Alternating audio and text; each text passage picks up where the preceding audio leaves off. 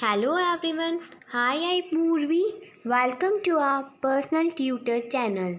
In this video, we'll discuss about the topic coal and the history related to coal. You may have seen coal or heard about it. आपने कोल को देखा ही होगा. अगर देखा नहीं है तो आपने उसके बारे में तो सुना ही होगा. It is as hard as stone and is black in color.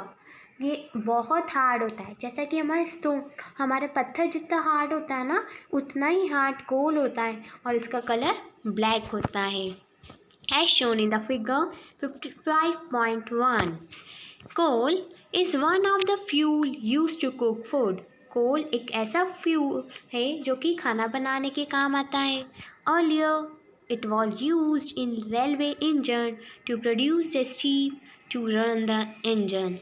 पहले के टाइम पर ये रेलवे इंजन आता था जो कि स्टीम प्रोड्यूस करता था, इंजन रन कर सके, चल सके. It is also use in thermal power plant. ये थर्मल पावर प्लांट में भी यूज आता है टू प्रोड्यूस इलेक्ट्रिसिटी. ये इलेक्ट्रिसिटी प्रोड्यूस करता है. Coal is one of the fuel.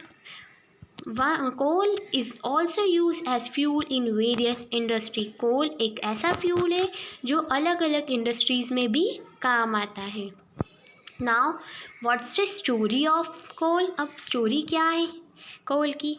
Where do we get coal from and how it is form. अब question आता है कि हमें कोल कहाँ से मिला है और कोल फॉर्म कैसे हुआ है. About 300 million years ago, the earth has descent forest in low-lying wetland area. 300 million साल पहले की बात है जब अर्थ के बहुत घने घने फॉरेस्ट हुआ करते थे. इन द वेटलैंड एरिया, ऐसी जगह पर जो कि वेट थी, गीली जमीन पर. Due to natural process like flooding, this forest got buried under the soil. Natural processes की वजह से जैसे फ्लड आ गया, बाढ़ आ गई, तो ये फॉरेस्ट ख़त्म हो गए, ज़मीन के अंदर चले गए. As more soil deposited over them they were compressed. जैसे जैसे सॉइल की लेयर आती गई वैसे वैसे वो सॉइल के अंदर जाते गए. The temperature also rose as the sank deeper and deeper. जैसे वो नीचे जाते जाते टेम्परेचर बढ़ता जाता है. Under high pressure and high temperature, dead plants got slowly converted to coal. जैसे ही टेम्परेचर बढ़ता जाता है, प्रेशर बढ़ता जाता है, तो डेड प्लांट्स कोल में कन्वर्ट हो गए. As coal contains mainly carbon. वैसे तो कोल में सिर्फ कार्बन ही प्रेजेंट होता है. The slow process of conversion of dead vegetation into coal is called the carbonisation. अब it's the one of the most important definition of this chapter. जैसे ही coal as coal contains mainly carbon. Coal के अंदर ज़्यादातर amount तो carbon का ही रहता है. ये एक स्लो प्रोसेस होती है जिसमें dead bodies, dead vegetation, dead plants coal में कन्वर्ट हो जाते हैं और उस प्रोसेस को हम बोलते हैं कार्बनाइजेशन, जिससे कार्बन का फॉर्म होता है, कार्बन फॉर्म्ड होता है. Since it was from the remains of vegetation, coal is also called a fossil fuel.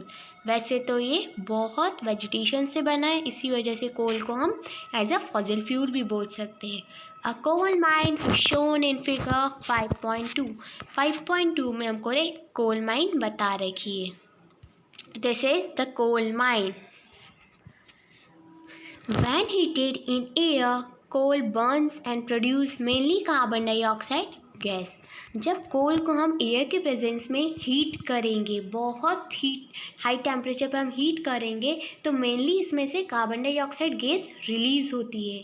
Coal is produce in industry to get some useful products such as coal tar and coal gas.